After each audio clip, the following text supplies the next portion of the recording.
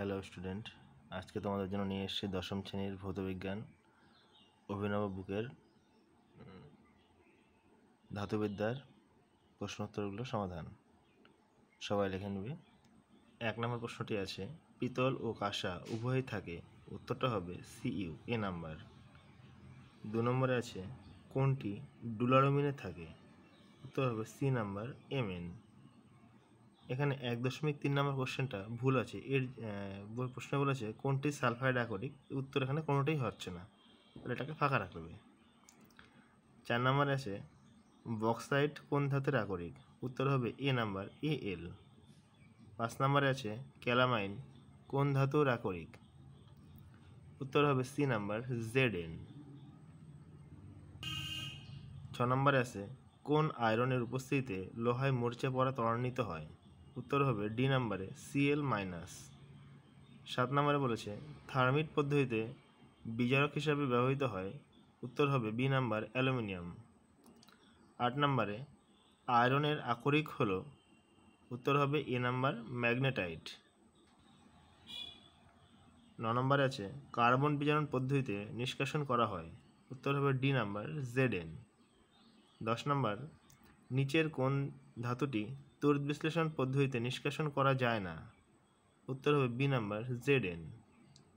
11 নম্বরে, গ্যালভানাইজেশনে ব্যবহৃত ধাতুটি হলো বি নাম্বারে, দস্তা। 12 নম্বর, নিচের কোনটি লোহার আকরিক নয়, উত্তর হবে ডি নাম্বার, ক্রায়োলাইট।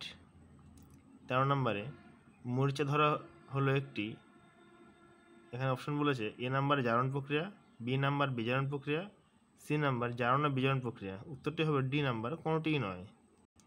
14 নম্বর, CuSO4 থেকে Cu কে প্রতিস্থাপন করতে পারে, উত্তর হবে এ নাম্বার, Fe। 15 নম্বরে আছে, কোনটির মধ্যে এল বর্তমান, উত্তর হবে ডি নাম্বার, ডুলারোমিন। 16 নম্বরে, ZnO থেকে Zn মুক্ত করা হয়, এ নাম্বার হবে উত্তরটা, কার্বন বিজারণ পদ্ধতিতে। এরপরে দেখো 2 নম্বর আছে, অতি সংক্ষিপ্ত প্রশ্ন উত্তর। 2.1 নম্বর বলছে, রট আয়রনে কার্বনের পরিমাণ কত, উত্তরটা হবে 0.1% থেকে 0.15%।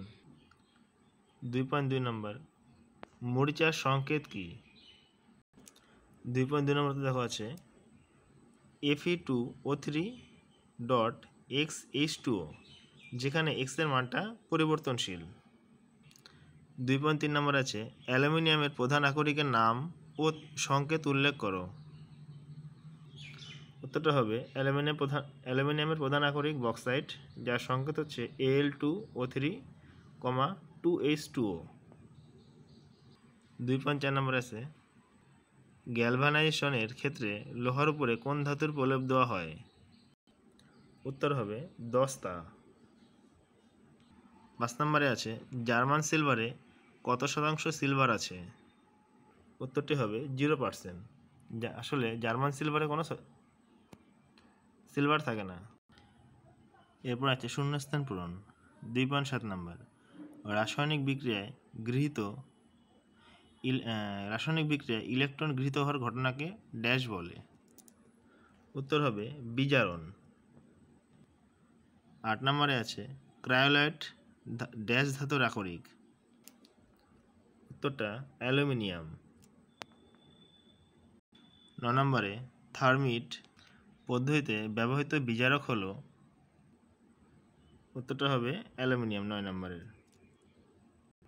10 নম্বর, আয়রন পাইরাইটিস এর সংকেত হলো ড্যাশ, উত্তর হবে FeS2। 11 নম্বরে, থার্মিট মিশ্রণে Fe2O3 ও Al এর ওজনগত অনুপাত ড্যাশ, উত্তর হবে 3:1। 12 নম্বরে, কার্বন বিজারণ পদ্ধতিতে বিজারক হিসেবে সাধারণত ড্যাশ ব্যবহার করা হয়, উত্তর হবে কার্বন বা কোক চূর্ণ। এবার আছে সত্য মিথ্যা। 2.13 নম্বর, ধাতুর সক্রিয়তা শ্রেণীতে সবচেয়ে উপরের ধাতুটির নাম হলো সোডিয়াম। দেখো সবথেকে উপরে এসে হচ্ছে কি, মানে পটাশিয়াম।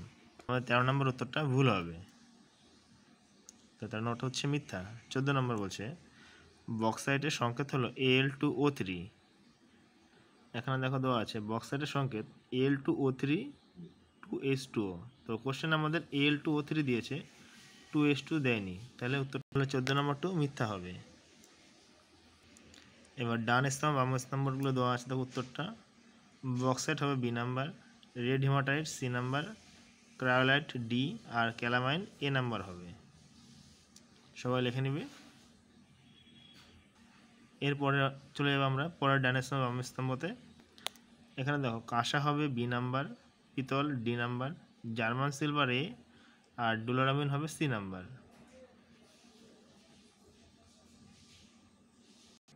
দেখো এরপরে আরও দুটি কোশ্চেন আছে 2.17 নম্বরে। থার্মিট পদ্ধতিতে নিষ্কাশন করা যায় এমন দুটি ধাতুর নাম লেখো। দেখো উত্তরটা এখানে দেওয়া আছে ধাতু নিষ্কাশন, 1 নম্বরটা আয়রন লিখে দিবে, আর 2 নম্বর ক্রোমিয়াম আছে, এই দুটো লিখলেই হয়ে যাবে। তাহলে উত্তরটা হচ্ছে আয়রন আর ক্রোমিয়াম। 18 নম্বর আছে ইস্পাতে কার্বনের শতকরা পরিমাণ কত। উত্তরটা দেখে নিব। এই যে 3 নম্বরে আছে ইস্পাত কার্বনের পরিমাণ 0.15% থেকে 1.5%।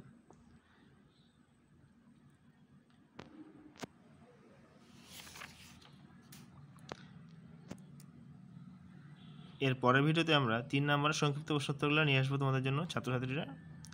যদি আমার এই ভিডিওটা ভালো লাগে তোমরা অবশ্যই চ্যানেলটি সাবস্ক্রাইব এবং শেয়ার করবে। ধন্যবাদ।